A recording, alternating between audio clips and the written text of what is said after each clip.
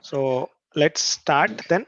Hare Krishna, Prabhuji and Mataji. So Leland Prabhuji is not here, so we are starting the session. Probably he will join. He had to go urgently to the Goshala, so probably he'll join online.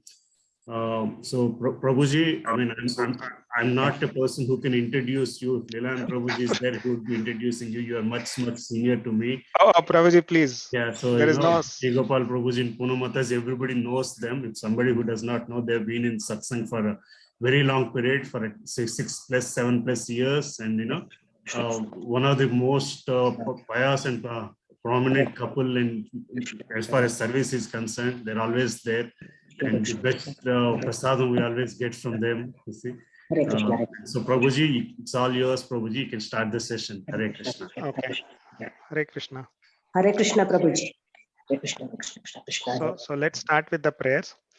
Om Agyanti Virandasya Gyananjana Shalakaya Chakshurum Emiritam Yena Tasmai Shri Gurave Nama Shri Chaitanya Manobishtam Stapitam Yena Bhutale Swayam Rupa Kadamayam Dadati Swapadantikam Vandeham Shri Guru Shri Yuta Padakamalam Shri Gurum Vaishnavamscha Shri Rupam Sagrajatam Sahagana Raghunatham Vitam Tam Sajivam Sadvaitam Savadhutam Parijana Sahitam Krishna Chaitanya Devam Shri Radha Krishna Padan Sagana Laguna Shri Vishakam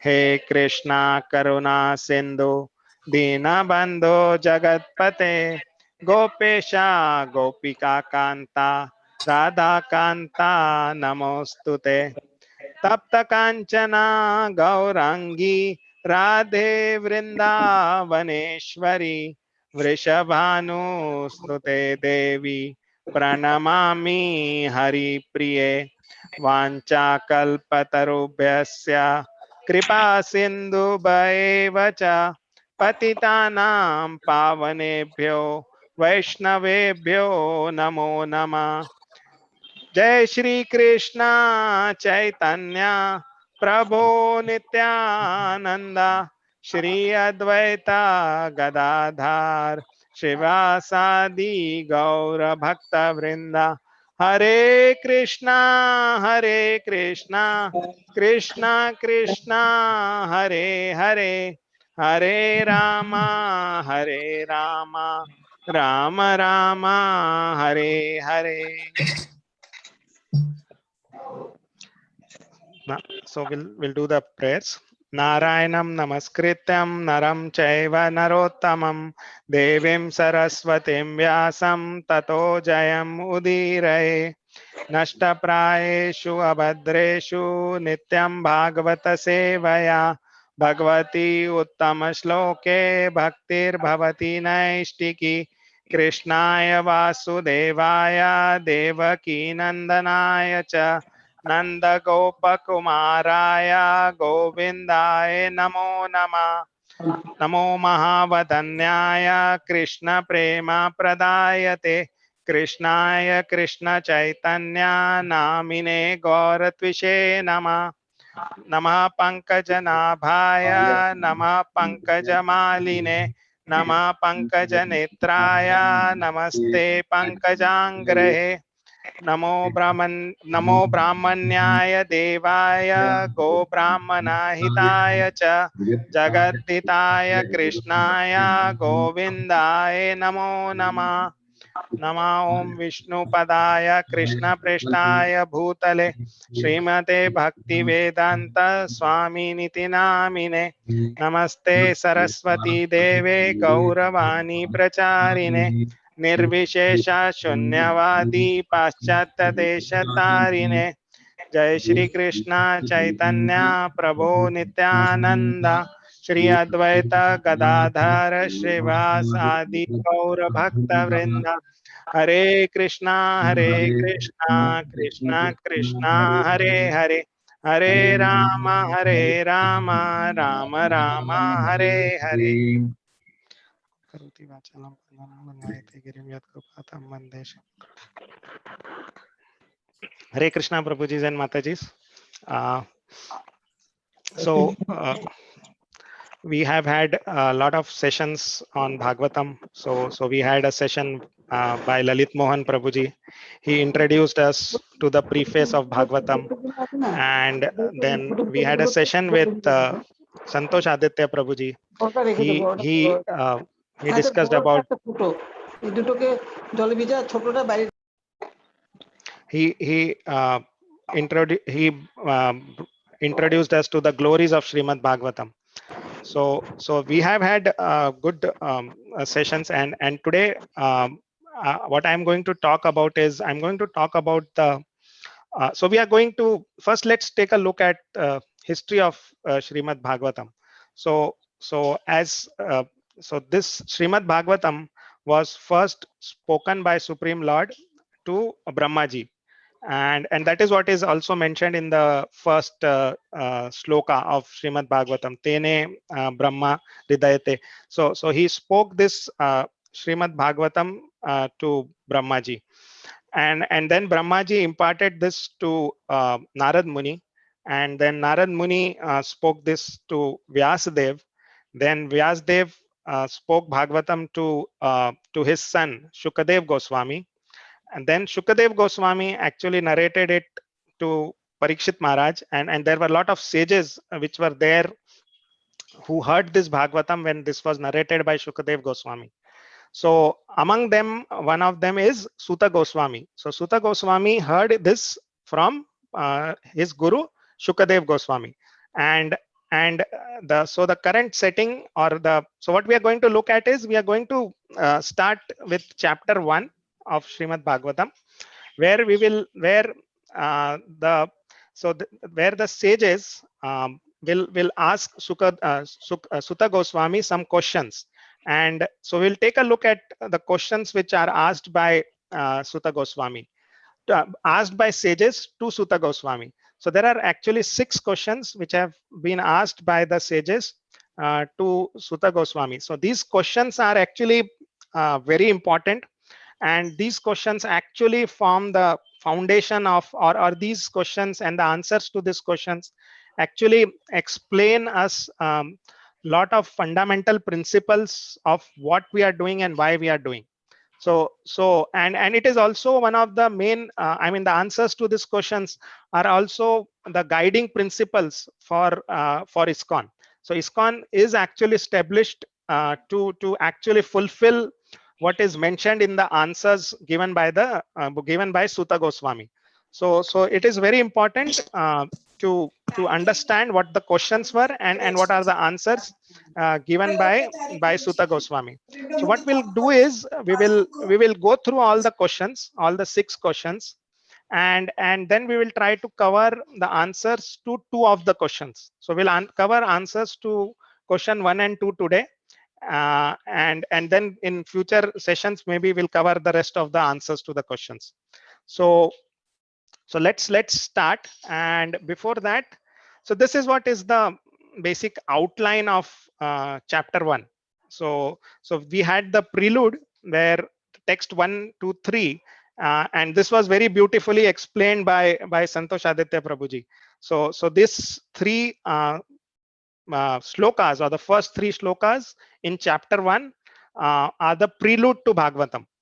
So first text defines who is God, and it is defined as Satyam Param Dhimai. Satyam Param. So he is the absolute truth.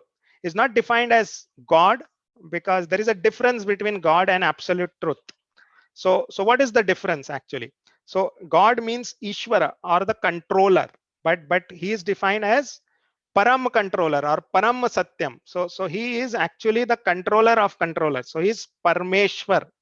So that is the difference between. So God can be at, you can have multiple gods based on the jurisdiction, but the absolute truth or the Parameshwar is one, and that is what is defined in the first sloka.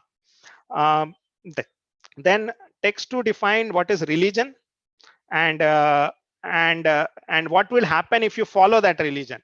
That God will get captured, or the absolute truth can get captured in your heart. That is what was there in text 2.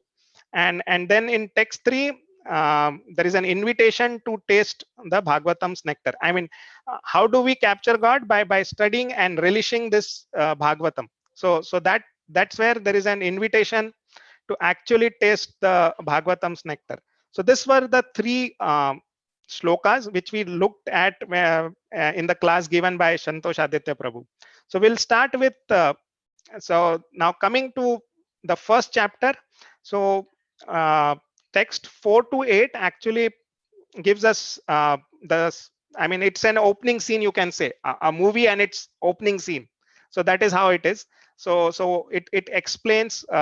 So the sages of Naimisharanya are actually inquiring from Suta Goswami. So they talk to Suta Goswami and ask him some. So they describe the qualifications of Suta Goswami basically. Then the text 9, 10, and 11 is what is question 1 and 2.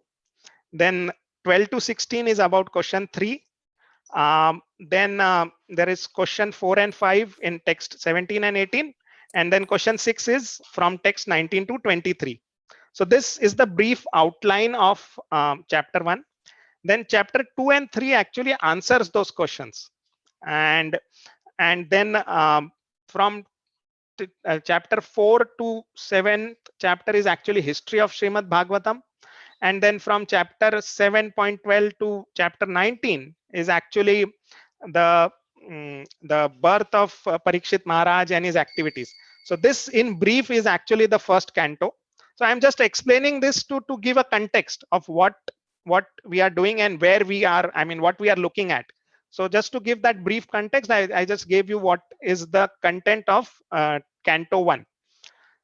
So let's start looking at this questions and what are these questions and why are they important and what are the answers given by Suta Goswami to these questions. So I will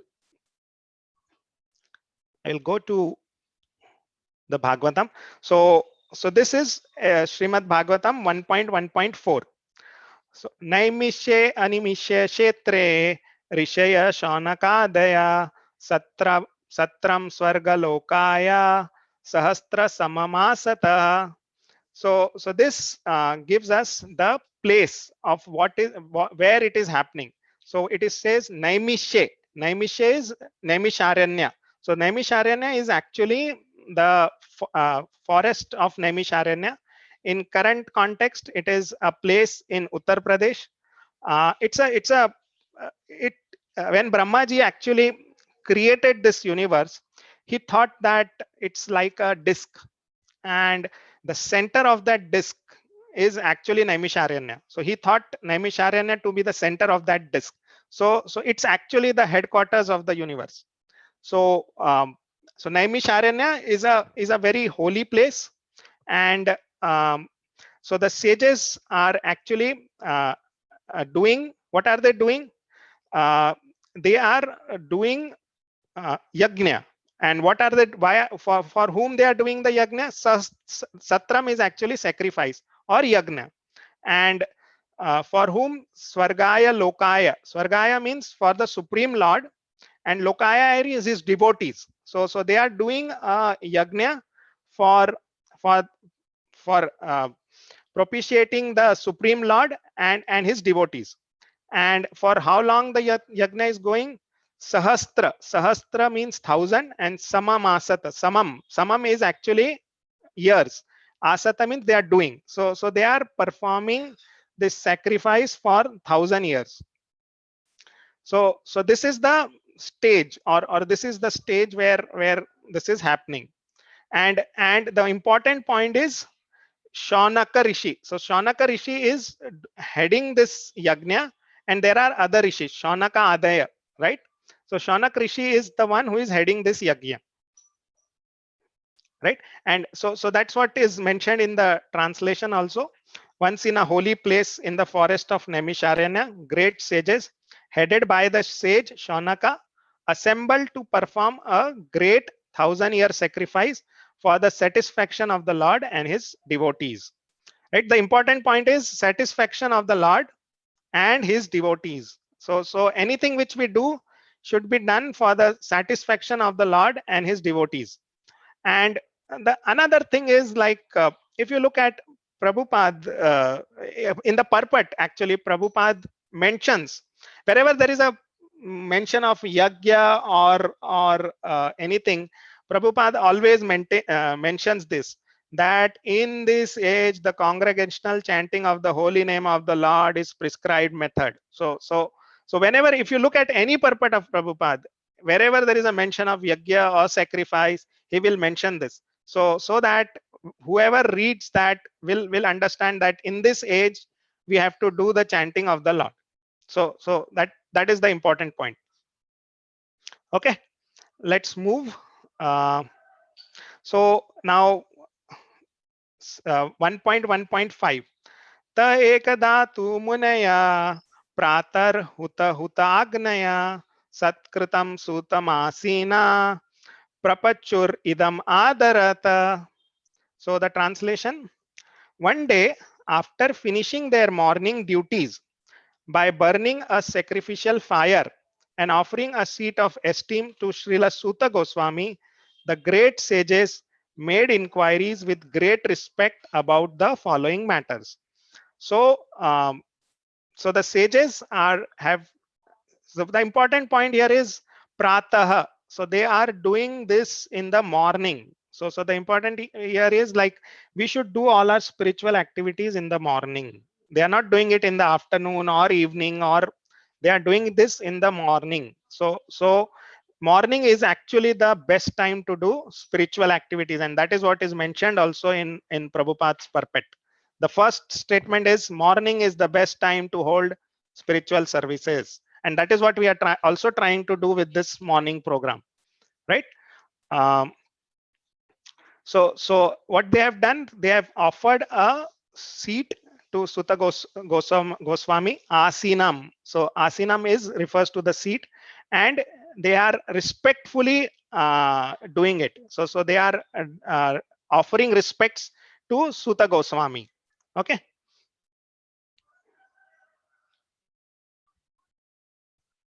So 1.1.6. त्वया खलु पुराणानि ऐतिहासानि चानघ आख्यातानि आख्यातानि अपि अधीतानि धर्मशास्त्राणि यानि उता. So now they are saying to Sutta Goswami that you have so let's look at the translation first. The sages said, respected Sutta Goswami, you are completely free from all vice. You are well versed in all scriptures, famous for religious life and in the Puranas and the histories as well, for you have gone through them under proper guidance and have also explained them. So, so that basically the external qualification of the teacher is being brought out here. What they are saying is that you have studied all these scriptures, you know them, you have studied them, you have understood them, right? So this is one of the important qualification for anybody, right? I mean, anybody who's teaching something or is going to give give knowledge about something should know about them, about it. So this brings out the basically the qualification of Sutta Goswami. One of the qualification, important qualifications, that he has studied what he has studied is he has studied Puranas. They're talking about three different scriptures actually. So they are talking about Puranas, they're talking about Itihas, say Itihasani, and also they are talking about Dharma Shastras, Dharma Shastrani. So they are talking about all these three. Now, what is Puranas? Puranas are actually part of the Vedas, and there are 18 Puranas. Then there are Itihasas. Itihasas actually are basically like Mahabharat and Ramayana. They talk about one particular dynasty. Like Ramayana talks about Raghu dynasty, Mahabharat talks about the other dynasty. And then what are the Dharma Shastras? So we have different Shastras like Artha Shastra and so on and so forth. So Sutta Goswami is actually has studied them and also understood them. And one more very important point here is he is anagha. Anagha means anagaha. Anagaha means he is free from all vices. So he is free from, he is actually a very qualified teacher. He is free from vices means he is free from any bad, I mean like, so Prabhupada mentions that the 4 major vices. So he's free from all of that, right? So he is qualified and he is free from vices. So that is what is brought out here, and the qualification of the instructor is brought out. Let's move. So Yani Veda Vidam Shreshto Bhagavan Badarayana Anyecha Munya Sutta Paravara Vido Vidum. So now let's look at the translation.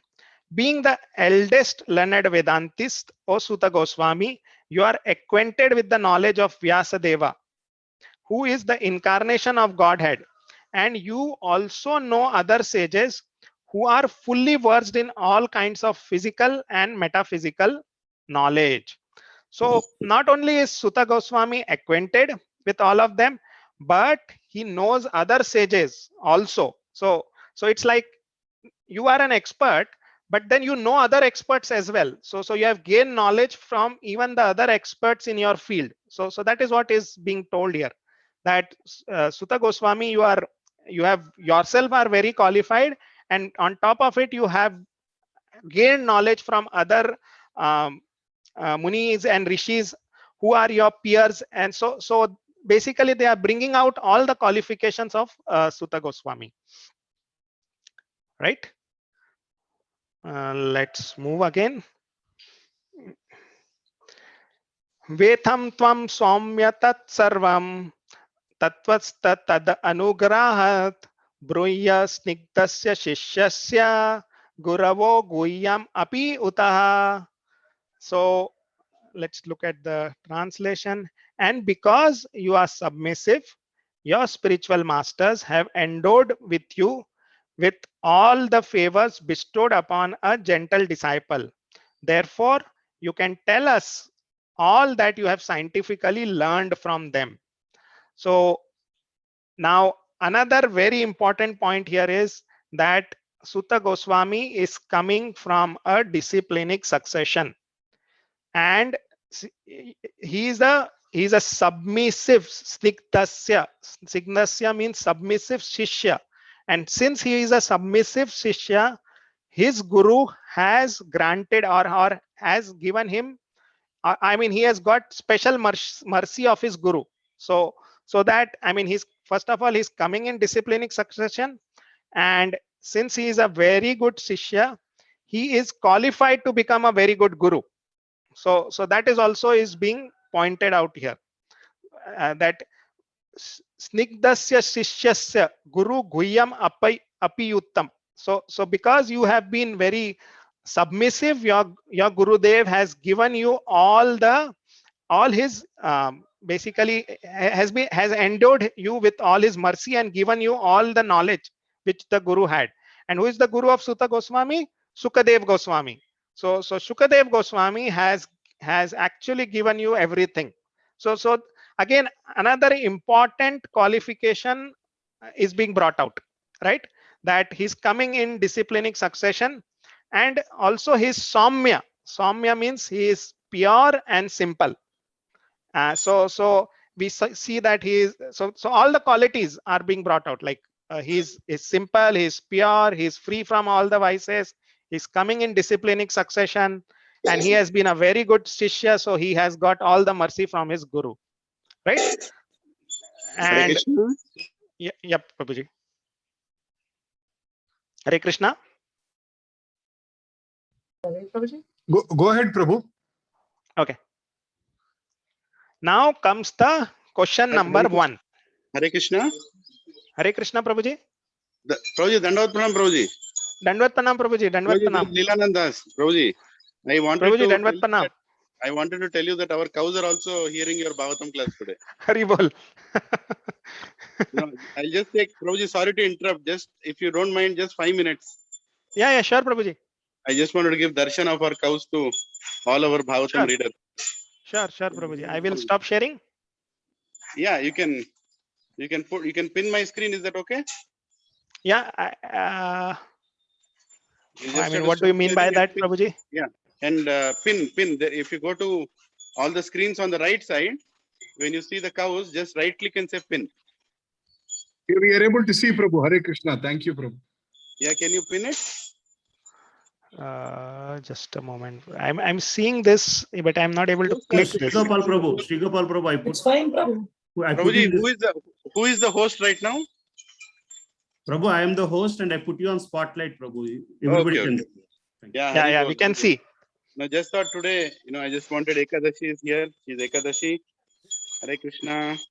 Hare Krishna. Today they all took medicines today. The doctor has come. The new doctor has come.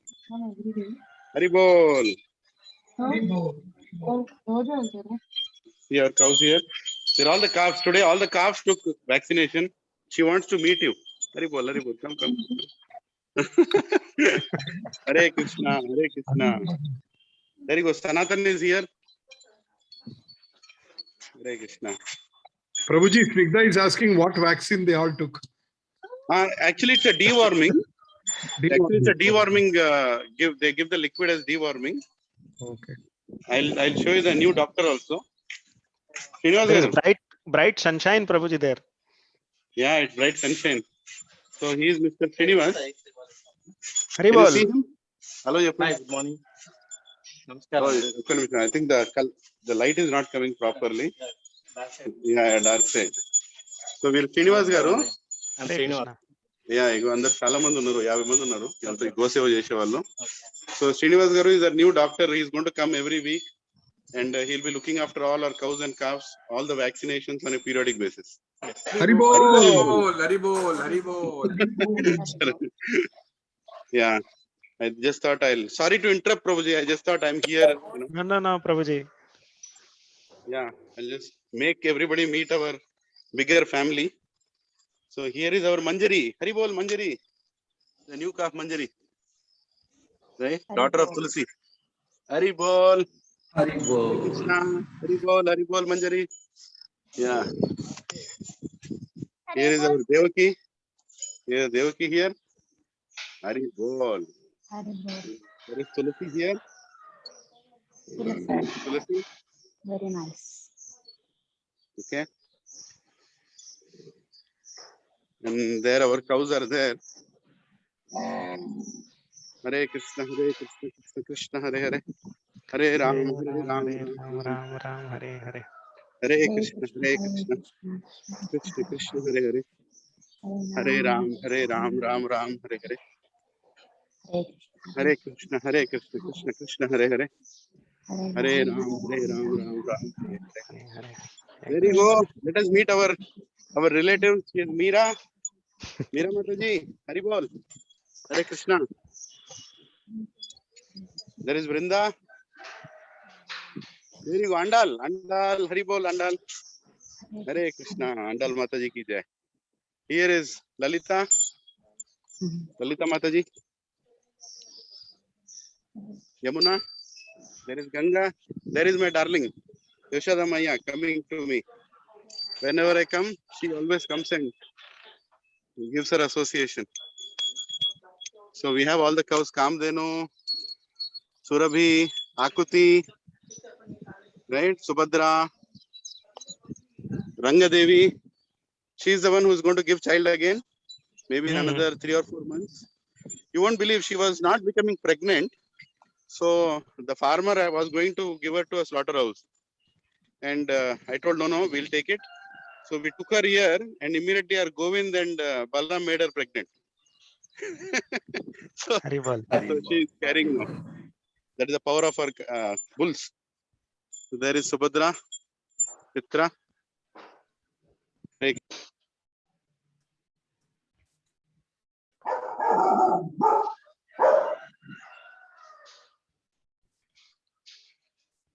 Doctor is calling. I think he has to go. A doctor ne lipon jappu.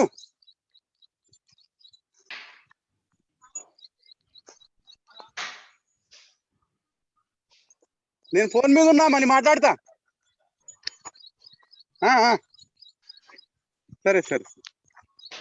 Hare Krishna. I'll just show our bulls for a minute and then we can start off again. So, Prabhuji and Mataji, please come to Vaishnav Seva Kunj. These cows are very eager to meet all of us.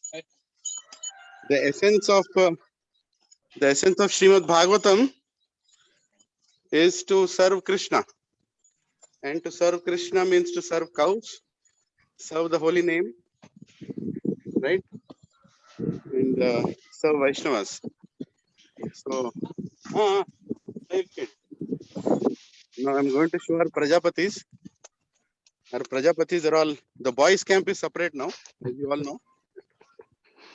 So we went to women's hostel right now. We are going to boys' hostel. So Prabhuji, co-ed band ho gaya kya? COVID. Where is COVID? Co-education. Co-ed education is closed. Yeah, I kept them for co-ed education, but they were doing co-ed procreation. So, so I had to stop them. Now they are forced bachelors. Here you go. Haribol. Govinda. Right, Govind. Da. Kalvale. Mana devotees under pilustuna ravale. Randama. Vishwambar, Govind, Balram, Narayan, Sanatan, Gaura. Gada. Raval. Haribol. There you go. So say Haribol to all the bulls. Haribol. See, so loving they are. See? Today I did not get bananas. So Balram is very angry. I couldn't get in the morning. I was coming very early here.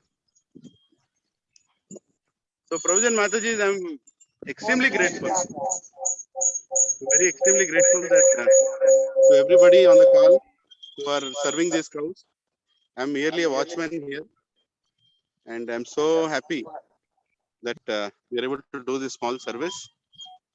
So may all these cows and calves and bulls, they all bless all your families so that you all will become Krishna conscious, cow conscious, Krishna conscious, Goloka conscious, and we all never take birth again. Gaur Premanande! Hari Bol! Hare Krishna. Sorry, Shri Gopal bro, please forgive me. Hare Krishna, Prabhuji, please. Please forgive me. Yeah, you can get started. I'll hear it the class from here now. Yeah. In fact, Sri Gopal Prabhu helped us to get a glimpse of Goloka. Hare Krishna. Yeah, thank you all. Yeah, Prabhuji, you can continue your class, Prabhuji. I'll also hear from now on. Sorry, I was with the doctor till now. So no problem, Prabhuji. Thanks a lot, Prabhuji. Haribol. Yeah, go ahead, Prabhuji. Hare Krishna. Sorry. Yeah. So I will, Prabhuji, I should share the screen again. Yes, Prabhuji. Go ahead, Prabhuji. Yeah. Please continue with it. Share the screen. Yeah. Can you see my screen now? Yes, Prabhu. Huh? Yes, Yes? Prabhu, you can see your screen. Okay. So, as we said, now we were discussing about the sages actually gave a seat to Suta Goswami, and then we saw all his qualities. So he's free from all vices. He's coming in disciplinic succession, and so on and so forth. He's Saumya. So all the qualifications of Suta Goswami to speak Bhagavatam is actually revealed. And then this is the first question which the sages asked Suta Goswami. So let's look at what is the question that they are asking. So tatra anjas ayushmana bhavata yada vinischitam pumsam ekanta shreyas tan naha samshitam arhasi. So let's look at the translation. Please, therefore, being blessed with many years, explain to us in an easily understandable way what you have ascertained to be the absolute and ultimate good for the people in general. So this is the first question. The first question is, what is the absolute and ultimate good for all the people? in general. So what do you think is what the people should do so that they get, I mean, they are asking for this good, absolute and ultimate good for all the people. And so this becomes the first question, and this also actually shows the compassion of the sages. They are actually very anxious to know this, and they are saying, being blessed, please tell us, please tell us. So that is how they are requesting Suta Goswami to answer this question. So this is question number 1. The question number 1 is, what is the absolute and ultimate good for the people in general, right? Now in the next shloka, they will tell us why they have asked this question. The sages tell Suta Goswami why they are asking this question. So this is what they say. Prayana alpa ayusha sabhya kalav asmin yuge jana manda sumanda matayo manda bhagya hi upadrutaha. So they, now the sages are telling Suta Goswami that we have asked this. So first let's look at the translation. O learned one, in this iron age of Kali, men almost always have but short lives. They are quarrelsome, lazy, misguided, unlucky, and above all, always disturbed. So this is the reason why they have asked the first question, that please tell us what is the ultimate good for people in general. And why they have asked this? Because people in Kali are lazy. Manda. Manda means lazy. And now you will tell me, Prabhuji, this is not true. I mean, we work so hard. Everybody is working hard. It is, how can you say that we are lazy? I mean, here lazy means we are spiritually lazy. We are very lazy to do any spiritual activities. So that is the quality. Other thing is, they are unfortunate. Manda bhagya. Why is Suta Goswami saying, I mean, sages are saying that people in Kali are unfortunate? Because first, we are misguided. Misguided means, I mean, we have a lot of apasampradayas who are ready to misguide people, right? So first of all, we are lazy.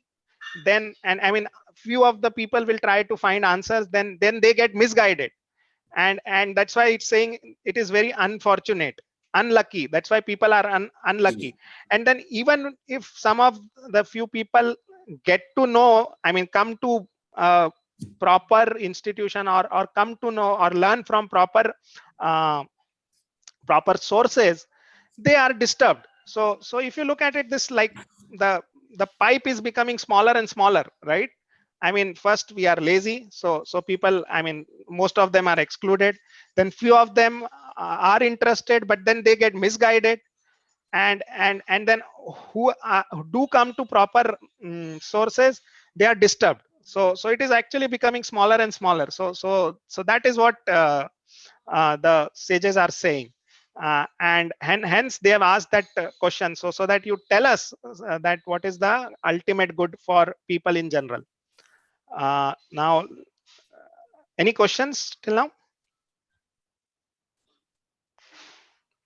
Let's move. So this is question number 2.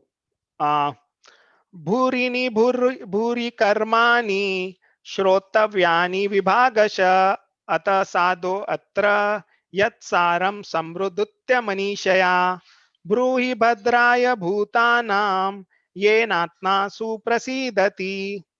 So what they are saying, there are many varieties of scriptures, and in all of them there are many prescribed duties which can be learned only after many years of study in their various divisions.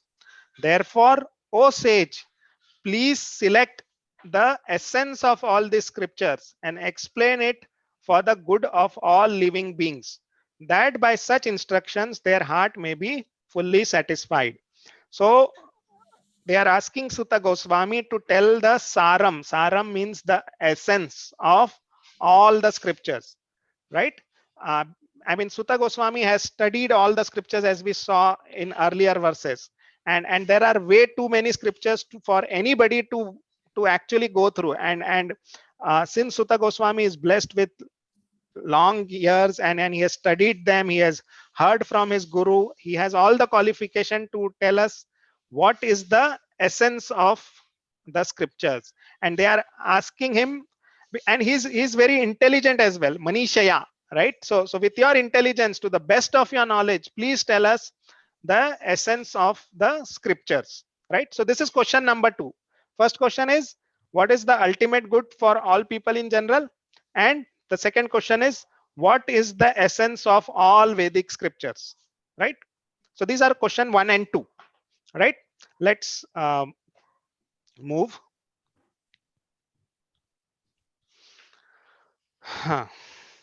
So now going ahead, this is question number 3. Suta janasi bhadram te bhagavan satvatam pati devakyam vasudevasya jato yasya chikirshaya.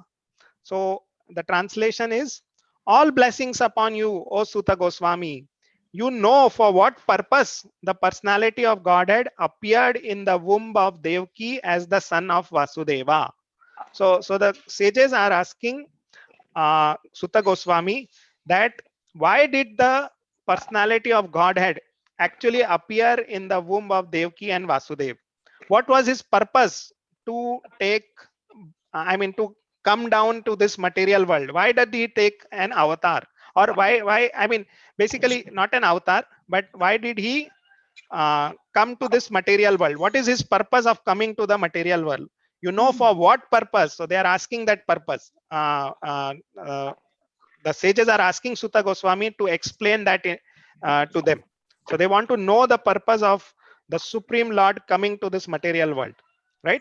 So this is question number 3, right? The first question was, what is the ultimate good?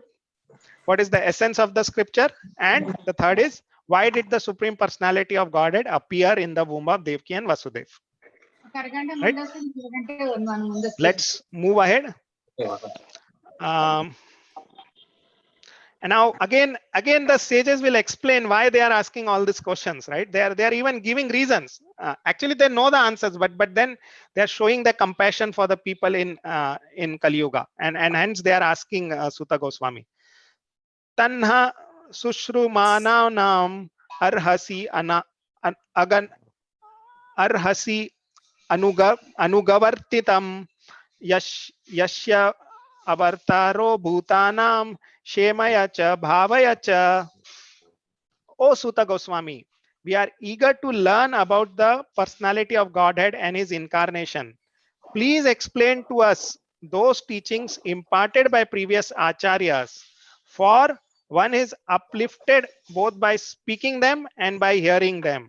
And hence we want to know this, that because one will be uplifted by speaking about them and by hearing them. So they want to know the incarnations of the Lord, because by hearing about them and speaking about them, we will get uplifted. So that's why they have asked that question to Suta Goswami, right? Let's move. I will actually jump a few of the shlokas, right? Apanam samskrutim ghoram yannam vivasho guranam tata sadyo vimuchyate yad bhibeti swayam bhayam. So translation, living beings who are entangled in the complicated meshes of birth and death can be freed immediately by even unconsciously chanting the holy name of Krishna, which is feared by fear personified. Apanam samskritim ghoram, that is what it is saying about Kali Yuga, that it is a dark well, complicated, and people are very much entangled in the hurdle of birth and death, samskritim, right?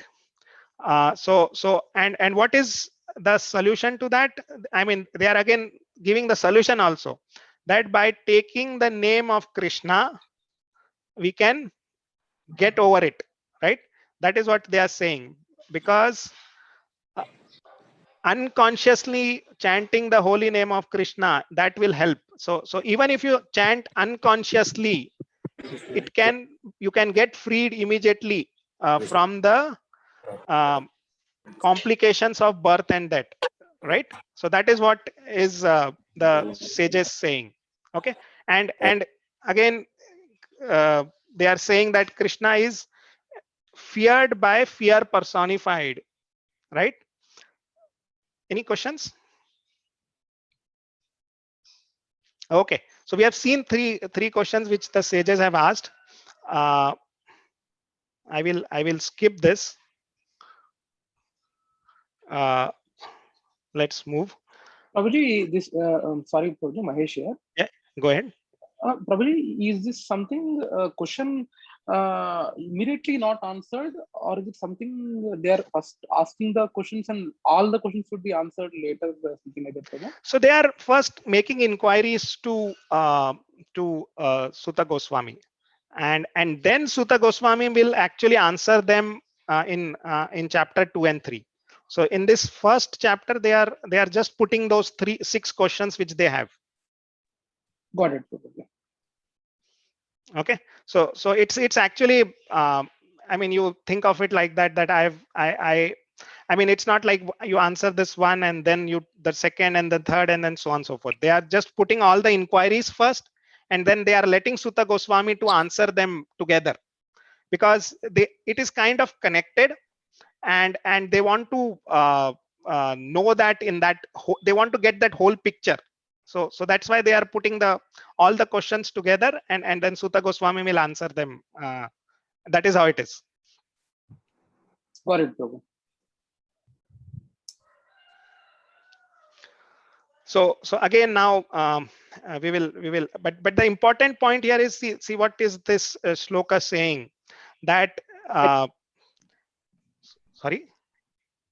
Okay, so this shloka basically is saying that the Lord's name is so pure, and then why are the people not willing to hear the virtuous glories of the Lord? So the sages are very concerned that the Lord's name is so pure, punya shloke and karmana, right? So it is pure, but still people are not ready to chant the glories of the Lord, right?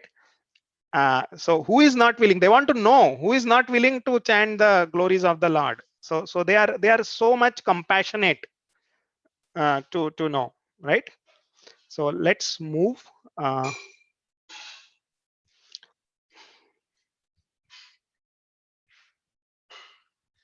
Yeah, so tasya karmani udarani parigitani suribhiha bruhina shraddhanam leelaya dadata kalaha. So the translation: his transcendental acts are magnificent and gracious, and great sages like Narada sing of them. Please therefore speak to us who are eager to hear about the adventures he performs in his various incarnation. So this is question number 4. So what the sages are asking is, tell us about the various adventures the Lord performs in his various incarnations. Now this is a little technical, that this question is actually related to the Purusha avatars, or they want to know what are the adventures the Lord performs in relation to the creation of this universe, right?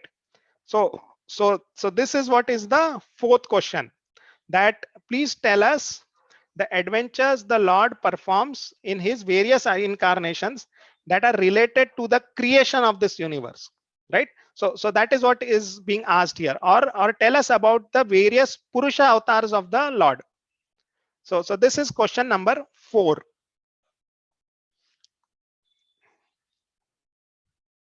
Now moving ahead.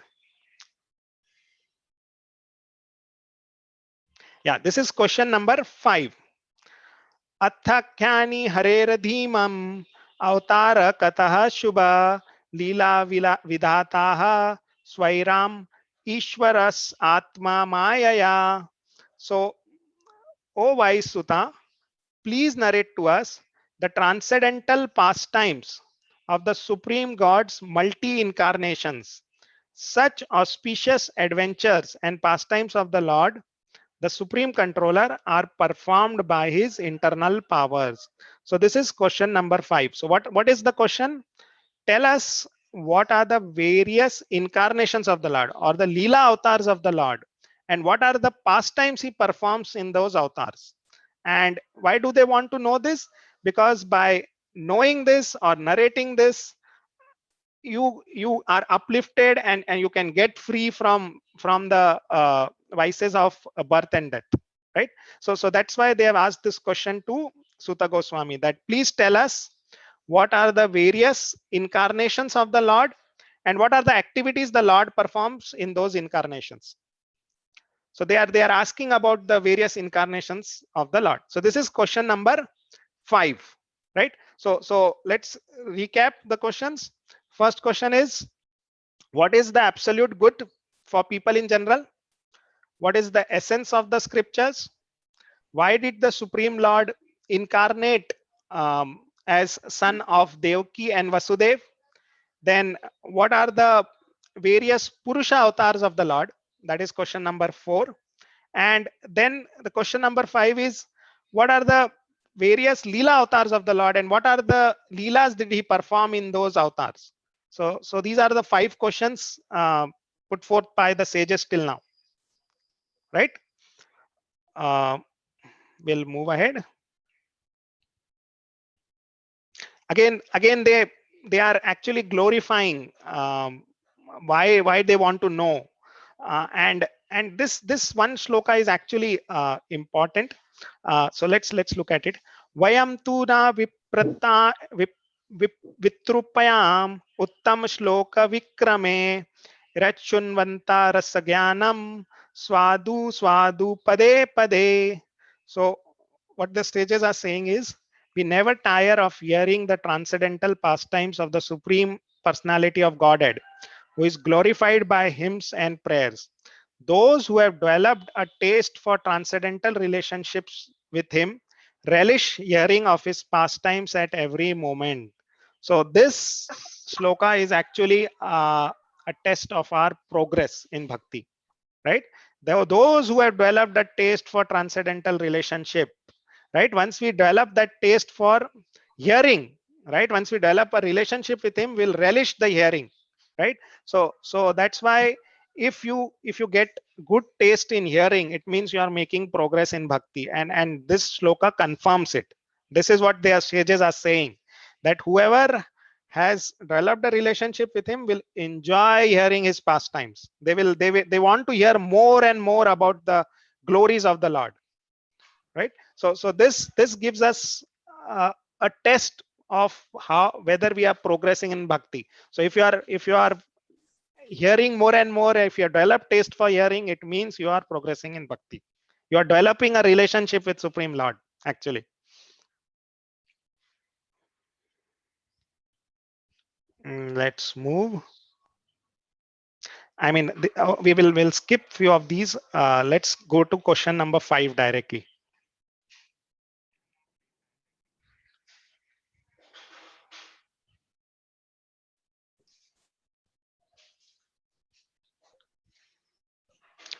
So this is question number 5. Bruhi Yogesh, sorry, question number 6. Sorry. Bruhi Yogeshware Krishne Brahmanye Dharmavarmani Swam Kashtam Adhunopete Dharma Kam Sharanam Gata. So the translation is, since Sri Krishna, the absolute truth, the master of all mystic powers, has departed for his own abode, please tell us to whom the religious principles have now gone for shelter. So this is question number 6. Now, since the Supreme Lord has actually disappeared from this planet, where did Dharma take shelter? So this is a question put on by the sages to Suta Goswami, and this is question number 6. That where did Dharma take shelter?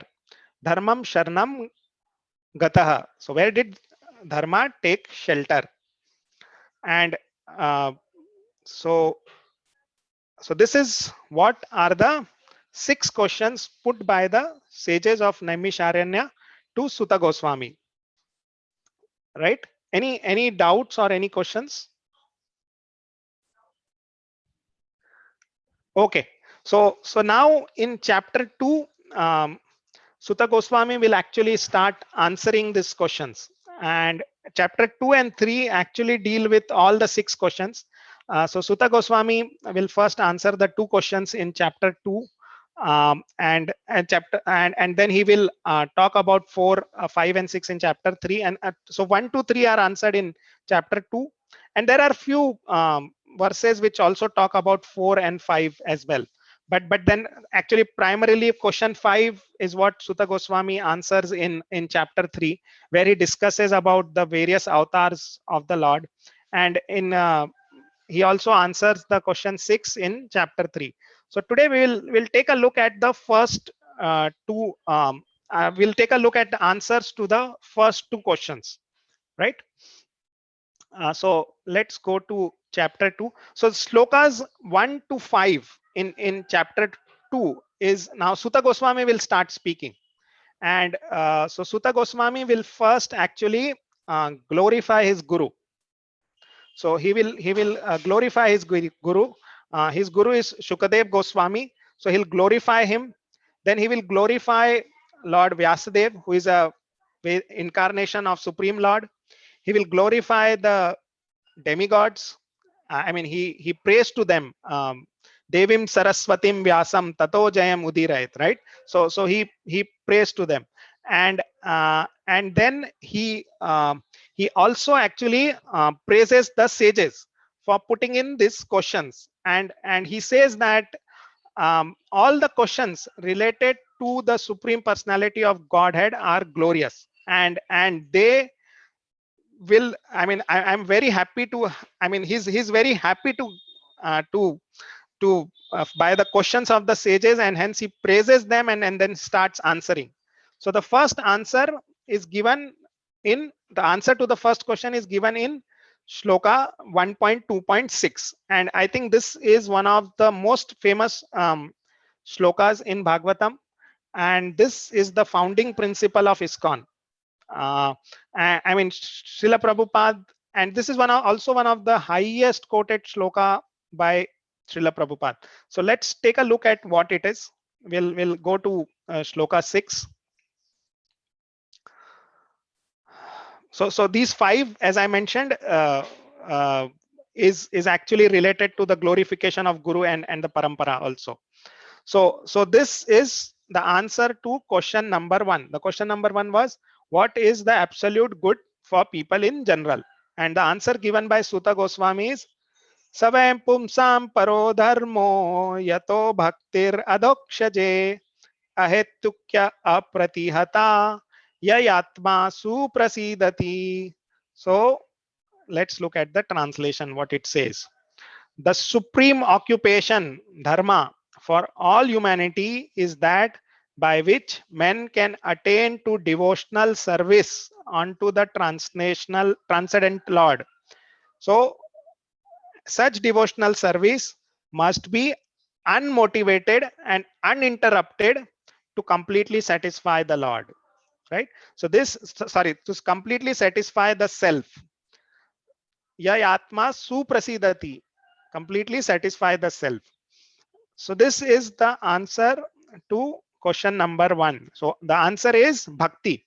Basically, you have to do bhaktir adokshaje. Now bhakti, he's saying bhakti, but then he is also giving 2 qualities or the 2 things which are important.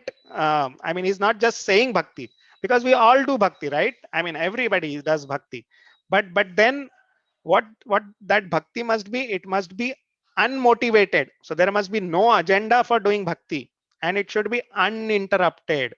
Uninterrupted means unbroken. It is not that I do bhakti for a few days and then my work is done, I'm happy, so I will not do bhakti, and then when again I have some problem, I again go and do some bhakti. No.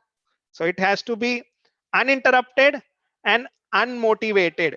So very important, causeless and unbroken. So these are the two important qualities mentioned by Suta Goswami. And by doing this, what will happen? It will completely satisfy the self. So unless you do this, you cannot be satisfied in this world. In fact, cannot be satisfied anywhere. Not no matter on in the, I mean, in the material creation anywhere, you cannot be satisfied unless you do this, right? So this is the supreme occupation, and it is an occupation for all humanity. So nobody is excluded from this, right? It is not saying for these people this or everybody. The basic or the supreme occupation, not basic, the supreme occupation is to do devotional service. And bhakti, I mean, Prabhupada translated bhakti to devotional service, not just devotion, devotional service. So this answers question number 1. Now you might say, okay, I will do bhakti, but then what about my family? What about my other things? What about so many things, right? What about politics? What about other things, right? I mean, uh,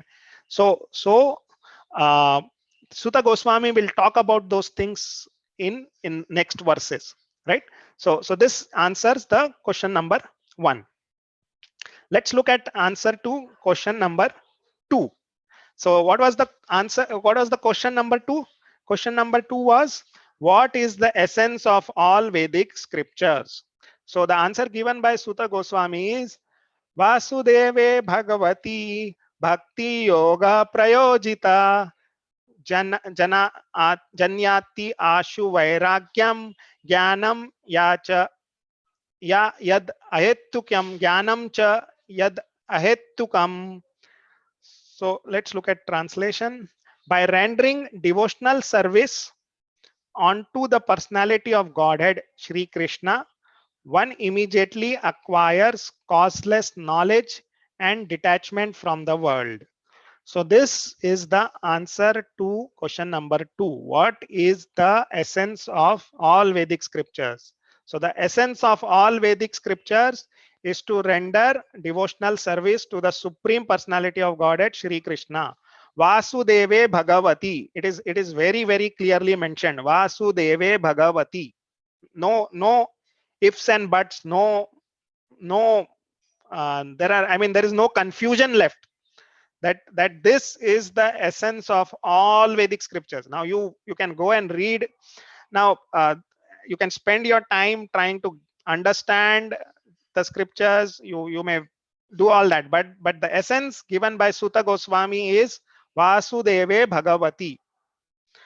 And Bhakti Yoga, you have to do Bhakti Yoga. So you have to render devotional service. And we saw the qualifications of Suta Goswami, right? He had all the qualifications. He had studied all the scriptures. He comes in disciplinic succession.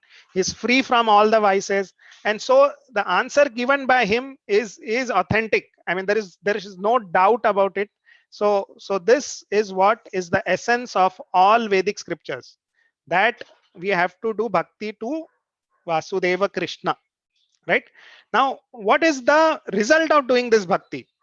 So you will get jnanam, vairagyam. So you will, or by doing bhakti, you will get vairagyam, you will get detachment, and you will get knowledge. Now, generally in other paths, if you look at, you have to have detachment and knowledge, right? I mean, that these are tools to do something, but with bhakti, you get them. You develop vairagya, you develop jnana. Now, how does this come? I mean, why is Suta Goswami saying that you will get vairagyam and jnanam? Because first of all, I mean, Lord Shri Krishna says in Bhagavad Gita, chapter 15.15, right, that I am present in everyone's heart and I give you knowledge, right? So that's why you get knowledge when you do bhakti. You don't need to actually do anything to cultivate knowledge. If you do bhakti properly, you will automatically get knowledge. It comes for free. You get it. And then detachment, you also get detachment. Why will you get detachment? Because by doing bhakti, you'll develop higher taste. And since you develop higher taste, you will lose interest in the material enjoyments or the enjoyments of this world. And hence you will get detachment as well.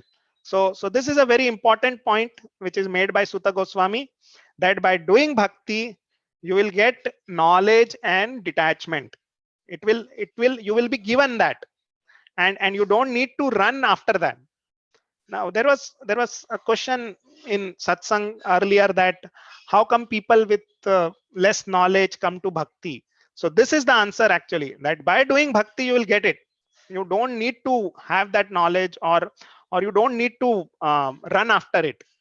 You will automatically get knowledge. Now the knowledge is about the spiritual matters. It is not knowledge of this world. It is not about learning physics, chemistry by doing bhakti, right? It is about the knowledge of the spiritual world you will automatically get when you do bhakti, right? So this is what Suta Goswami is saying, and this is the answer to question number 2. Now there are so let's any questions till now? No, Prabhu. Okay, let's move now. Suta Goswami will explain further uh, uh, that how to do bhakti, and what is the goal of varnashrama, and so on so forth. So he will now try to expand. So he has given a basic answer. Now he will try to explain it further, right? So these shlokas is now going to explain the he is basically expanding on that concept. So shloka 1.2.8, dharma swa anushtitam pumsam vishwak pumsam vishwak sena kathastuya notapadeya yadiratim shrama eva hi kevalam. So now this is very heavy and important, but the occupational activities a man performs according to his own position are only so much useless labor if they do not provoke attraction for the message of the personality of Godhead. Shram eva hi kevalam. If it does not provoke attraction, or if you are not getting attracted to the Supreme Lord, then whatever activities you are doing, they are shram eva hi kevalam. So Suta Goswami is actually directly saying that varnashrama dharma is useless, because he's talking about dharma swa anushtitam. I mean, basically based what we do, or what we do in terms of our own position, right? Whatever is our position, we do some activities. Now those activities are shram eva hi kevalam if we do not get attraction to the Supreme Personality of Godhead. Now you may say so basically what Suta Goswami is indirectly or is directly communicating is varnashrama dharma is useless. I mean, it is only a means. It's not the end. That's not the end goal of varnashrama dharma. Varnashrama dharma's goal is to develop attraction to the message of the personality of Godhead. So if you are following varnashrama dharma, it's good. But if you are just following varnashrama dharma, then it is shram eva hi kevalam. That is what Suta Goswami is saying. And so you may ask, like, Prabhuji, this is okay. I mean, I have a family, I have to take care of them, I have a job. I mean, we are all connected and living in a society, right? And how come this, I mean, I'm doing so many social things, I'm dealing with people, I'm doing so many things. So does it mean that everything is shram eva hi kevalam? No, it does not mean that. Basically it says that you have to bring Krishna in all your activities. Somehow bring Krishna in all of your activities. Now, for example, we all have families, right? We have to take care of them. But then does it mean that if I'm taking care of my family, I'm doing shram eva hi kevalam? No, we just have to change our perspective. The perspective should be that this family is given to me by the Lord, and I am responsible to take care of them. So now the moment you think like that, that is how you develop detachment also, that they do not belong to me, but they have been given to me, or they are been entrusted to me, to actually take care of them, and that is my responsibility to take care of them in a very good way, so that and then guide them on the spiritual path, so that I mean that's what it means. So that, I mean, this change of perspective will change the way we look at things, right? And that is where it becomes Krishna conscious, right? It becomes that we are following Krishna consciousness. It doesn't mean that you have to leave everything, go to the forest, do nothing. No, it means that you take care of all your activities, but then at the end of the day, your goal is to get attraction for Krishna. And no matter what you do, right, job you are doing, there's nothing wrong in doing a job, right? You are doing the job so that you can take care of your family, and then along with your family you can then do Krishna conscious activities. So that is what Suta Goswami is also trying to say. And uh, right, any questions here?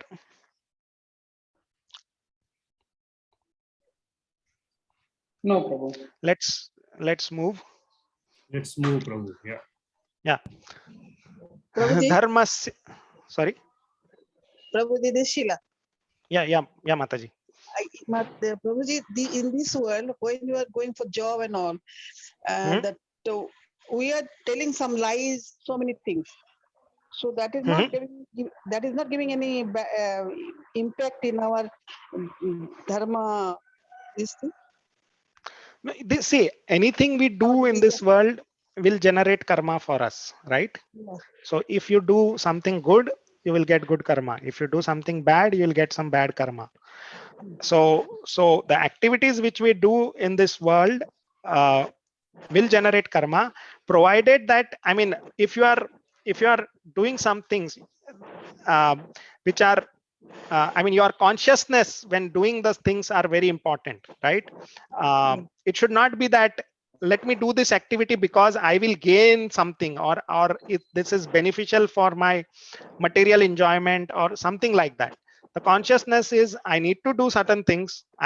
We live in this world, we have to do certain things, and the consciousness should be that end of the day my goal is to reach Krishna, or develop Krishna prema. So if we keep the goal in mind, and when doing the activities, it is I mean the Lord will take care of removing those karmas and the bad things. But then it does not mean that this gives us a license to do bad things, right?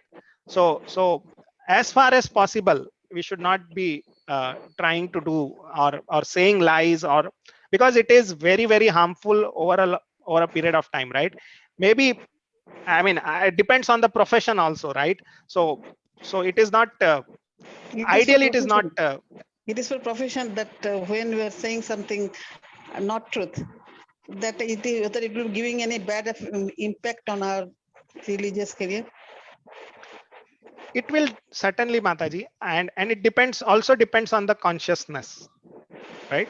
So maybe I'm not able to express it, but definitely if you do something wrong, or if you tell lies, it will have an impact.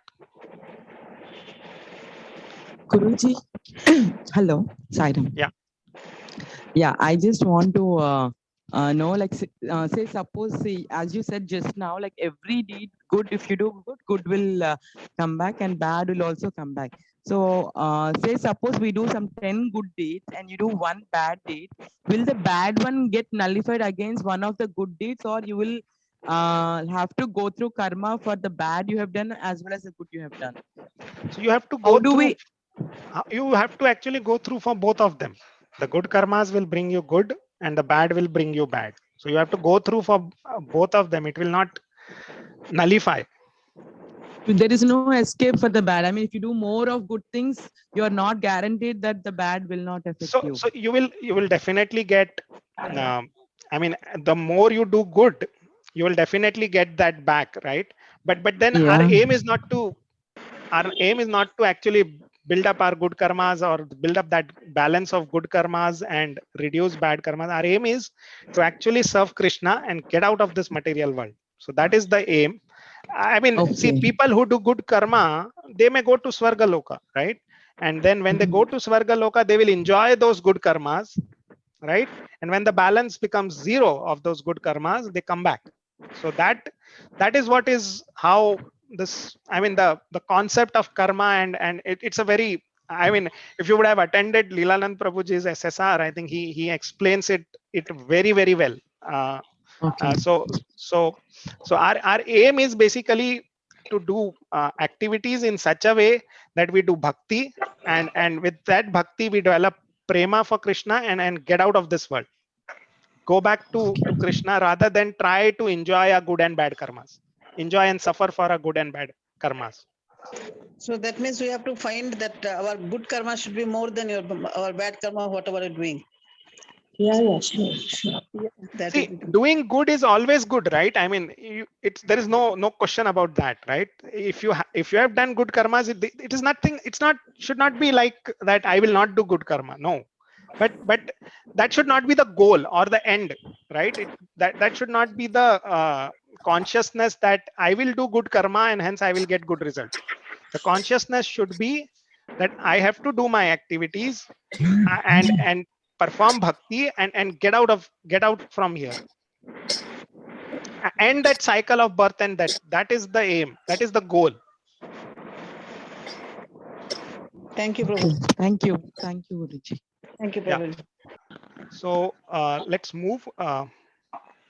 Dharmasya hi apavargasya nartho artho apakalpate narthasya dharma ekantasya kamo labhaya hi smrita.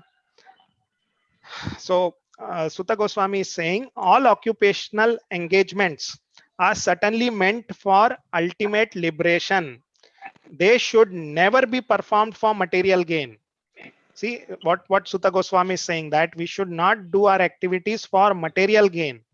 Furthermore, according to sages, one who is engaged in the ultimate occupational service should never use material gain to cultivate sense gratification. So what he's saying is you should not follow dharma for earning money, right? You should not do it for material gain. All occupational engagements, it's dharma, right? Dharmasya means occupational engagements. It should be meant for ultimate liberation and should never be performed for material gain. We should not do dharma. I mean, so Sutta Goswami is clearly rejecting this, what we say, dharma, artha, kama, moksha, right? He's saying no, none of that.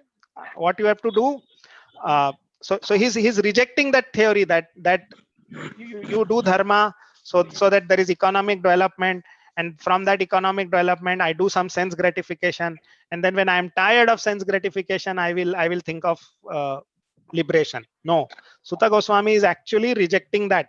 He's rejecting that, and he's saying that occupational engagements are meant for ultimate liberation, and we should not perform a dharma to make money, right? Rupaya. We should not perform our dharma for material gain, and even if by doing your occupational duties and you get money, that money should not be used to cultivate sense gratification. So obviously you do your dharma, you will get some money, but then that money should not be used. So he's not saying that you reject that money. You get that money, but don't use that money for sense gratification. Kamo labhaya hi smrita, right? That is what he's saying, that don't use that money to cultivate sense gratification. So, and one important point is we have to I mean this apavargasya, what does this mean actually?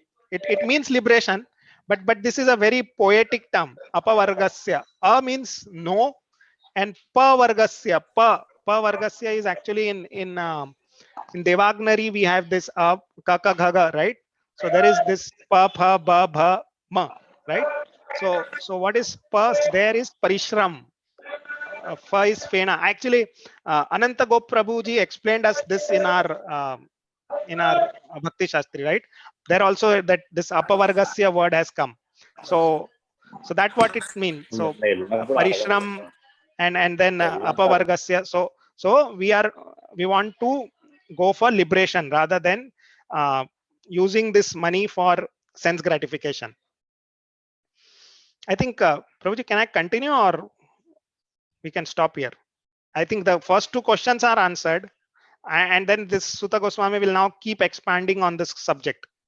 So he's rejecting Varnashrama Dharma and then he's talking further, right? Right. So do you want, or we can stop here and take questions? It's Or about 8:30. It's about 8:35, Prabhu. Yes, Mahesh Prabhu, you're saying something? Yeah, Prabhuji, for whatever the questions are there, I think if you can quickly give the answers, I think that would be helpful, Prabhu, if you don't mind. Okay. So question number 3 is Sutta Goswami, the sages had asked that why did the Supreme Lord take incarnation, or why did he come to this material world? So the answer given by Sutta Goswami, it's there in second chapter only.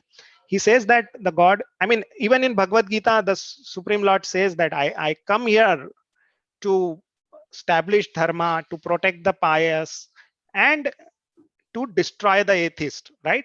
So that is an external, you can say, reason for the Supreme Lord to come here, right? He is the supreme controller. So let's take an analogy here, right? For example, let's say let's say somebody is an industrialist, right? He has around 5 to 10 industries, and there is some problem in one of his industry. Let's say there is some fire. So what will he do? He will send one of his manager and say, "Jao dekh lo kya hua," right? He will not personally go there, right? He will not go and visit and see what has happened. He'll send his manager and say, "Jao dekh lo kya hua hai. I empower you, go and see what has happened and you fix it," right? So I mean, so any controller, he will send somebody and get the things done.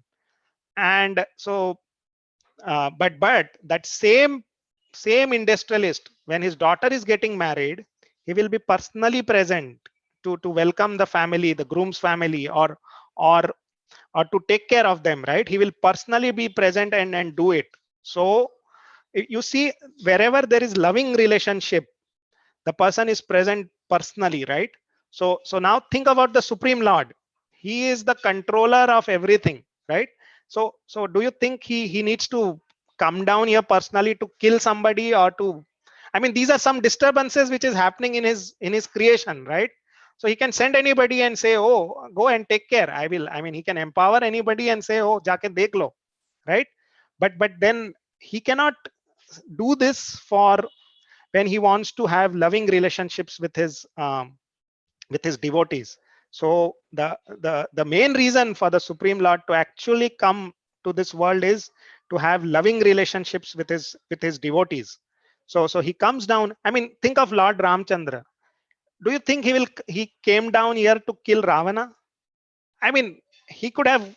I mean, that can be done, especially for Ravana, when Ravana was on this planet, right? Um, he could be taken care of by a lot of people, like Bali Maharaj, right? Bali was very powerful. He could have smashed Ravana anywhere. And then Lord Parshuram was also present on the planet while Ravana was there. So Lord Parshuram could have also killed Ravana, but then Lord Ramchandra personally came down. Now, why do you think he personally came down? He cannot. I mean, he wanted to have that loving relationship with Kevat, right? He was waiting for him to come, right? There are devotees who are waiting for the Lord to come. He cannot say that jaake dekh lo. I mean, he cannot send somebody for this. He has to come down personally. So the main reason the Supreme Lord, I mean, this is the internal reason the Supreme Lord comes down, is to have this loving relationship and the loving exchanges with his devotees. So that is the answer to the third question. He comes down to actually attract the conditioned souls and to take the pious souls back, right?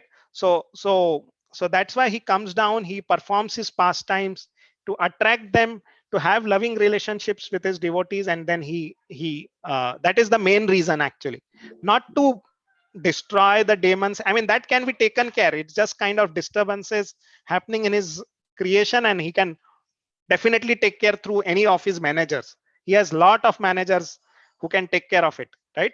So that's the answer to question number 3. Now the question number 4 is actually, sorry. Sorry, Prabhuji, Yeah, Hare sorry Krishna. to stop No, you. Prabhuji, sorry. Before going to the next question, actually a question is there on this explanation of the third question. If I can ask, Prabhu.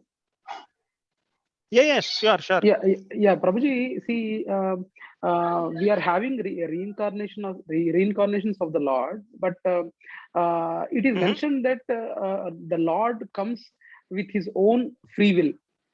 If he is coming with his own will, then is it not? That is one aspect, and there are in Shastras or scriptures it is mentioned that Lord appears in this period of this yuga, and all these incarnations are kept. When if it is already fixed, then how come his will comes into picture here, Prabhu? You're getting my question, Prabhu? See, these two are contradictory in nature. Yes, I'm getting. You are saying that, see, the scriptures, what you are saying is it is already mentioned in the scripture that this particular incarnation of the Lord will happen, and on the other hand it is said that the Lord has his own free will. Then how is that, like, he has a free will, and then how come it is like he's being forced, like, kind of to That's come, right. I mean, but see, it is just it's a mention, right? It doesn't it's all plan, his own plan, right? It's the Lord who has planned it and mentioned it, right? It is something like that. It's not, it doesn't mean that he's being forced to come in that avatar, right? Nothing is forced for the Supreme Lord. It is just that he has his plan and he's mentioning it to somebody, right? I mean, it's like, I have a plan. I mean, we were discussing with Leelanand Prabhuji that day that he has a plan to build the rooms in VSK, right? Now that's a plan, and he's just mentioning it to us. But then it is Prabhuji's own free will to do it, right? Nobody can force him. So it's like this, that you have a plan and you have mentioned it to somebody, and then that plan gets executed in the future. So it is like that. No, in that case, Prabhu, Leelanand Prabhu has given a plan, but he is having a free will to not execute that plan. But yes, but in the case of Lord, but he is telling, but he's having a free will to not come also, right? Yes, he does have a free will to not come also. That is true. See, the plan of the God is inconceivable. I mean, we cannot conceive it. So what we think is like, I mean, we look at it that way, that he's being forced, or he has said, and hence he has to follow it. So it's not like that. So I mean, maybe I'm not able to explain it fully, and there could be more aspects to this question. But that is what I understand, that it's like a plan, and the plan has been mentioned, and then the God in future it is executed. No problem. Yeah, Hello. got it. Anybody can add to the answer. I mean, like, please. Hare Krishna Prabhuji. Hare Krishna. Hare Krishna Prabhuji. See, the will is the free will itself is the plan. That's what I think. Because he has that free will, he gives in advance only that he will do all these things. He will never come back from this free will, because it is his will only. It is in advance, he knows what all he has to do and what this comes and all. We people, we don't know that. We think, oh, it is first mentioned in the Vedic then the Krishna will do. It's not like that. Don't you think so? Don't you think so, like that? Yeah, Mataji, that's also correct. Definitely correct. And his free will is always to serve devotees, serve everything. So that plan is already, the future plan is his will only. We cannot understand his future things, because we are human beings. Yes. That's what I think. Yep. That's also correct, Mataji. Yeah. Thanks a lot, Mataji. So now the question number 4 was about the Purusha avatars. So this is like a technical question. So it explains about Shirodakshai Vishnu, Garbhodakshai Vishnu, and the causal ocean and that. So how does the Lord appear? I mean, he lays down, and so it's a little technical question, and I can send you a document, Prabhuji, if you want. That is like explains all. So Mahavishnu, Shirodakshai Vishnu, Garbhodakshai Vishnu. So all of that is actually described. So that is the answer to question number 4. Then question number 5 was, what are the different Leela avatars? So in chapter 3, 22 of those Leela avatars are described. So there are slokas one by one, and they describe all the Leela avatars of the Lord. So from 4 Kumaras, Dattatreya Bhagwan, and all the incarnations are mentioned till Kalki, right? So these are mentioned. These are the answer to question number 5. And then question number 6 is where did the Dharma take shelter? So Dharma took shelter in Srimad Bhagavatam. That is what is the answer given by Suta Goswami, that this book Srimad Bhagavatam is Dharma personified. It is the avatar of the Lord in the book form, right? So this is Supreme Lord personified himself in the form of a book, and the religion has taken shelter of Srimad Bhagavatam when after the Supreme Lord has disappeared from the planet. So that is the answer given by Suta Goswami for question number 6. Right, and all of this is mentioned in chapter 2 and 3. Okay. Hare Krishna. Yes, Prabhu. Very nice. Hare Krishna, Prabhuji. So Prabhuji, I just will conclude. So Prabhujis and Matajis, like I mean, just to give a like nowadays Olympics is going on, right? So we all know it is very difficult to win a medal in Olympics, right? You have to dedicate your life. People dedicate their life to and it's not guaranteed. You have to compete and then you win. So similarly for us, we have an Olympics. And what is that Olympics? That Olympics is defined by Srila Prabhupada. So you have to only do 3 things, right, in this Olympics of the Olympics of our life. If you think it is to participate enthusiastically in this Olympics. So by that I mean is we must do our sadhana enthusiastically, right? The second thing is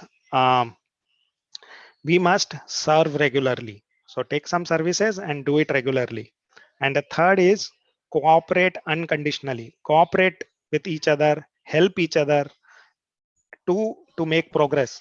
So if you do these 3 things, it is very easy and you will get the final medal which we win in Olympics, that is Krishna Prema, and we will get out of this material world. So do these 3 things, and I think we should get out of here. Okay, so with this I'll conclude. Thank you everyone. Hare Krishna. Hare Krishna, Prabhuji. Hare Krishna, Prabhuji. Wonderful class, Prabhuji. Wonderful class, Prabhuji. Thank you very much. Good night. Hare Krishna, Prabhuji. Dandavad Pranam. Wonderful class, Prabhuji. Thank you very much. Thank you, Prabhuji. So Nilan Prabhuji is there in the class? He's driving, Prabhuji. He's driving. Hare Krishna. Haribol, Sri Gopal Prabhu, very nice Prabhu. Hare Krishna. You beautifully Thank you, Prabhuji. Sages questions and answers. Hare Krishna. Hare Krishna, Hare Krishna. Prabhuji, Madhapur Bhakti Center is starting when? Hare Krishna, Prabhuji. Prabhuji, all the people going to the mall should be directed to your place. Yes. Not bit mall people should come to your place. Hare Krishna. Hare Krishna. Prabhuji, very, very grateful, Prabhuji. Firstly, please forgive me, Prabhuji, that I could not attend from the beginning, but I'll hear the recording definitely.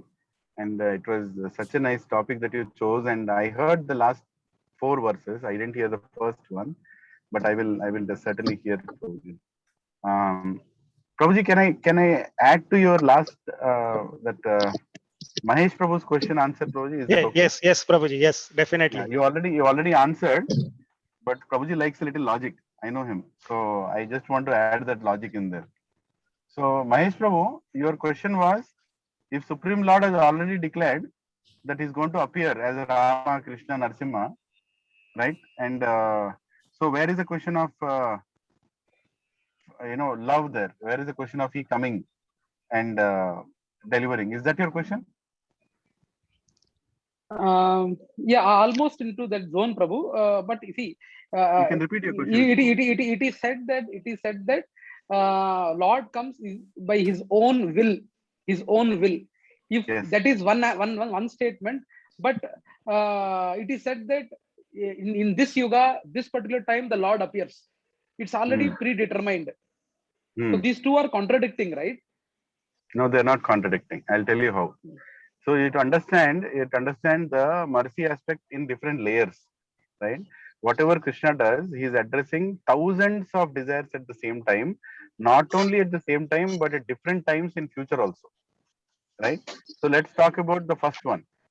He told that he'll appear as Rama. It's already mentioned that in Dwapar Yuga, he'll come as Lord Rama.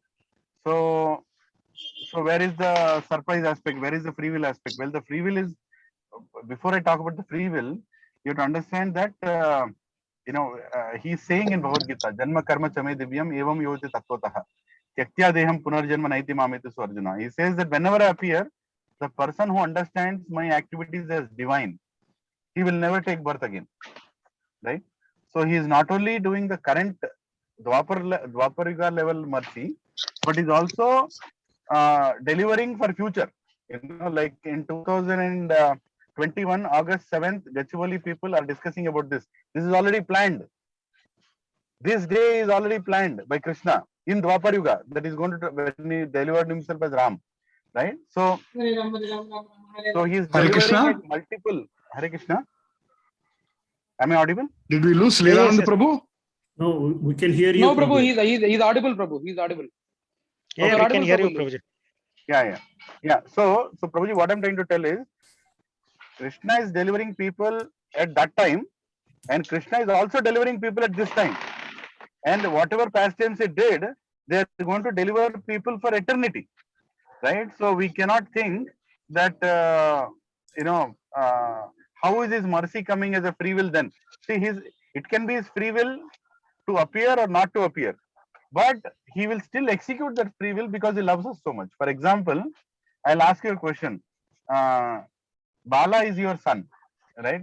Bala Prabhu is your son. Can I assume that you will buy toys for Bala in the next 10 years? No, I will not buy. What will you? No, I will not. Am I audible, Prabhu? You are audible, Prabhu. Based on your answer, we lost Leelanand.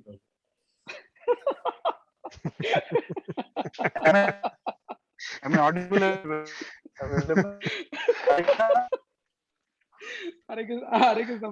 Leelanand Prabhu, you are back.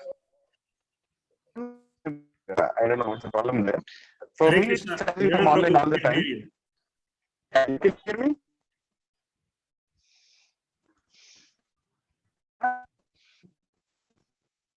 Hare Krishna, Prabhuji. Prabhuji. Can you hear me? Yes, Prabhu. Now we are able to hear you, Prabhu. I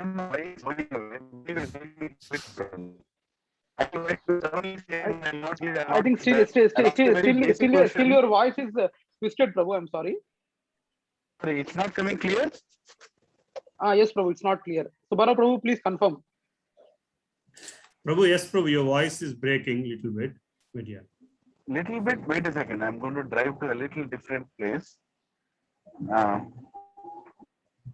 Tell me when it's clear. Hare Krishna, Hare Krishna, Krishna Krishna, Hare Hare. Clear, Rama, Hare Rama. Now it is Rama, clear. Rama, Hare Hare. Now it is clear. It's beside police station, so it's clear. Okay. Okay. So now it is clear, Prabhuji? Yes, Prabhu. Okay. So Prabhuji, see, I cannot answer if you say like I'll not buy toys, I'll not do anything. Can I ask a basic question? Will you feed your son? I'll feed, Prabhu. Thank you. So Prabhuji, next 10 years you are going to feed your son, right? Yes. Right? So Yes, do you have a free will of not feeding your son? Yes, Prabhu. Will you execute that free will of not feeding your son? Yes, Prabhu. You mean you will not feed your son?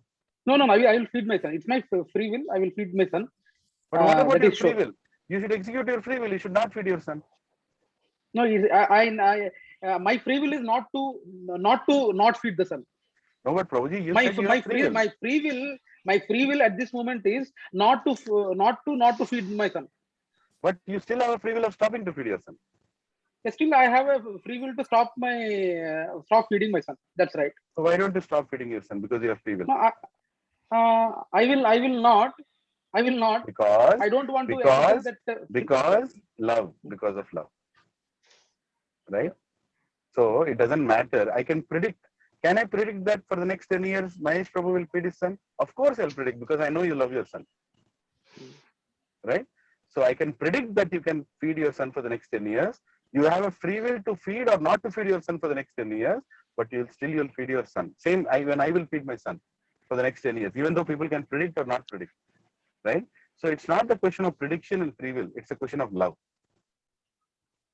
We cannot see God's pastimes, as he already told that he'll appear. So where is the free will? Well, I already know that I'm going to feed my son tomorrow. So what is the speciality? Because love exists.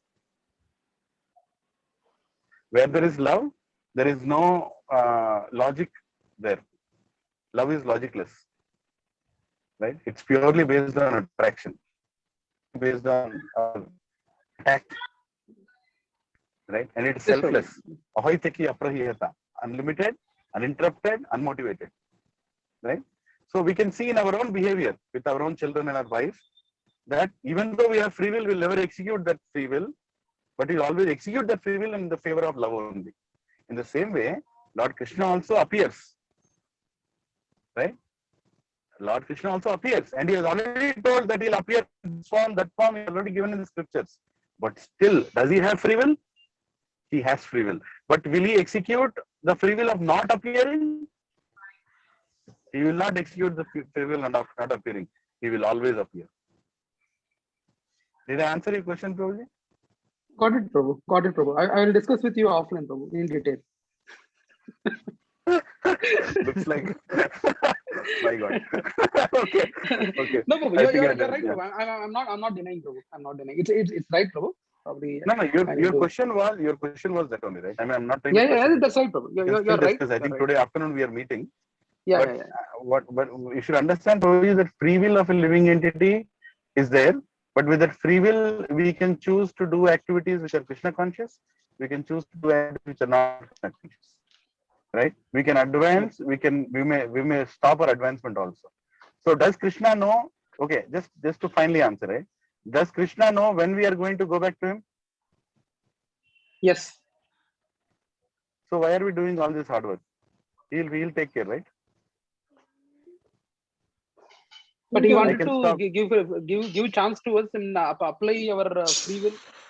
No. Krishna knows. No. See, I'll tell you. Krishna knows that Leelanand Das will come to him after a zillion lifetimes, and Krishna also knows that in this life, Leelanand Prabhu will, run away, stop chanting 16 rounds. He will fall down. Everything Krishna knows. And Krishna knows next life again, my guru will come and beat me with a stick and again start my 16 rounds.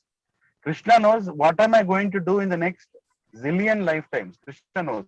According to pattern, knows. Okay? So if I know that Krishna knows, and I know that he is the supreme controller, then why should I put any effort in bhakti? What is it that I can do? What is the meaning of my free will? If Krishna already knows when am I going to come to him? And where is the question of bhakti? If Krishna knows that I'm going to love him after 10,000 lifetimes, then where is the question of bhakti right now? I'm not performing any bhakti. So Krishna should not count anything I'm doing right now, right? Because Krishna already knows that after 10,000 lifetimes, I will actually start loving him. Whatever I'm doing right now is fake. Makes sense, Prabhuji? Right, Prabhu. Yes, Prabhu. So why should I put any effort? Why, the satsangs, why so many programs, why Goseva, why this, why that? Why anything? Because I don't have love anyways, right? I don't love Krishna anyways. Yesterday, somebody was asking me, when Prabhuji from Pune, I was talking to him. He said, Prabhuji, you have love for cows, that's why you brought cows. I said, I have cow, but I don't have love. I'm hoping that the love will come someday, but I have cow. But anyway, so we are putting some effort to do something to change our behavior, to get attracted towards Krishna, all that, right? So Prabhuji is simple. Krishna already knows when we are going to come, but Krishna also knows that we can come sooner. Yes, Prabhu. Sometimes is illogical also. Yes, Prabhu. Krishna knows when we are going to come, but Krishna also knows that we can come sooner. At the same time, Krishna also knows we can come later also. Because that is the Abhigya Swarat, right? The Swarat, the independence that he gives us. Krishna is totally independent. He gives that independence to us also. So You we can haven't choose to answered your own question. You were just asking why all this effort when he already knows that we will be reaching him. So I would like you to answer your own question. Yeah, that's my answer. Yeah. Prabhu, maybe we have to repeat it because we lost some words. Oh, really? Okay. So my answer was that Krishna already knows by when I will reach him, but I still can reach him sooner. That also Krishna knows. Okay. Okay. So I can Okay, change my journey to him by surrendering more than he expected. More sooner than he expected. Yes, exactly. Because You can that's the even surprise independence the he gives God. us. You can even surprise the God. The only thing you can do is you can surprise God by two things. One is by coming toward devotion. Second is by planning to buy a villa in Tellapur. Both the ways he'll laugh. Both the ways he'll laugh. Right? Second way, when I say that I'm going to chant 32 rounds from tomorrow, Krishna will laugh. Arey baap re. This fellow was not scheduled to do that in this life. But suddenly he started. Now I have to pull him sooner than planned. So he will take care of the planning part. But we can surprise God. We can surprise God. But don't think that we are greater than God to surprise him. He can surprise us also. So it's a transcendental Leela going on between pure devotees, not us, I'm not me, between pure devotees and Krishna, that they keep surprising each other. But do you think he will not be aware of the surprise? He will also be aware of the surprise. Yeah, but I can still surprise him more. There is no end to it. Okay. Right? There is no Sorry, end to Prabhu, it. my intention is not to. And because that surprise element is there, Lord Krishna's Leelas are always sweet. Right? Lord Rama's Leelas are always sweet. Ramayana is happening eternally. But every time Ramayana happens, you want to see it and hear it again. Ram Katha is going on for many zillions of years. But even tomorrow, outside your house, somebody is telling Ram Katha nicely. Somebody in Parampara is telling, I can tell you, you will cry when Ravana will pick up Sita. You will cry if you hear it. You know that Ravana is going to come. You know that he is going to pick up Sita, but you will cry because the Leela is like that. Yeah. So sorry, Prabhu. Prabhuji, I'm really sorry. I think my question has gone to a lot of time it is taking. No. Your question is logical. Your question is logical. That's the reason I thought I'll give an answer. Hare Krishna, Mahesh Prabhuji. Yeah. Prabhuji, this. Please, can I also add one point, Prabhuji, here? Hare Krishna, Leon Prabhuji. Please. Please. I hope it's not very clear for everybody. Yeah. So Mahesh Prabhuji, actually, if I understand correctly, so let's say if you have a schedule for another 1 week meeting, and you already have shared your schedule for another 1 week, you are going to meet at this time. So is that stopping your free will? If you schedule you for 1 week meeting, you are scheduled. But based on free will only scheduled your meeting, right, Prabhuji? That's right, Prabhu. Yeah, so similar way, I think the Lord also just gave 4 yuga. It's not just like 4 yuga, it's multiple yuga and above. So Lord just scheduled the plan and he just shared. So Prabhuji, is that the free will is contradicting with sharing your schedule? Probably that depends on that depends on the meeting with whom I'm going to have it. For example, if I'm having a meeting with the client, I will surely not disturb that. But if I feel that it is not required, then I may cancel it in the middle. Anyway, Prabhu, I think this discussion it might go long. We can start. Prabhuji, So now you are challenging artificial spiritual intelligence. No, Hari, Exactly. Exactly. Now you are changing spiritual data science. Prabhuji, Krishna Leland Prabhu, Dandavad Pranam, Prabhuji. Thank you. Hey, Krishna No, it's a Prabhu, very I good think way it's of explaining. Yeah, Hare I think Krishna. it's getting late. So Prabhuji, Mahesh with Prabhu, last one point, I wanted to end the Prabhu. I don't want to drag this anymore. Leland Prabhu, if possible, this particular aspect of Krishna knows that how many lives we will take to go back, and with our own endeavor and leveraging our free will to come back sooner to Him. Is there any scriptural reference, Prabhu? We can come back sooner than the first verse of Bhagavatam is saying that, Prabhuji, the first verse of Bhagavatam, that he is Abhignya Swarat, and from him whoever are coming are having the same qualities. Okay, I don't know. I was just thinking, Right? will they convey that point or not? Anyway, Prabhu, we will discuss that after. Yeah. See, I'll tell you, Prabhuji, scriptural reference, don't search for spiritual reference like it should exactly answer your question, right? There will be so many scriptural references, you have to keep them together. And that's why acharyas are there who have studied these scriptural references and they have come up with the common answer which applies. And there are references to that also, right? So if you read the entire Vedas, maybe you'll find one, right? Maybe you'll find one. So Krishna made it very simple. He said, Vedas sarve aham vedyam. He said, after reading all the Vedas, who are you supposed to surrender? Who are you supposed to get attracted to? Whom are you supposed to go towards? It is him, right? So I would say that instead of trying to match A is equal to B, just understand that all the alphabets are there to glorify God, right? And then we will find all the logics going in, right? But I'm trying to answer as much logically as possible to you that when there is love that defeats all the free wills. Even though free will is there, free will is not there. When there is love, everything is kept aside. Krishna will not put a simple another tangent to this. Krishna will add another avatar in 2022 if he sees that his devotee is in trouble. He can change the entire Vedas. He can change all our myths. He can change. Prabhu, you're breaking up again, Prabhu. So that's his free will. Yeah, right? that's his free will. Yeah. So let's not tie him to say that okay, he told then told now, so he'll not appear. He can appear, but he will tell that to the parampara. He'll come to the parampara. He will also do that. Can Krishna make us forget everything? Yes, Prabhu. Can Krishna make us remember only what he wants us to remember?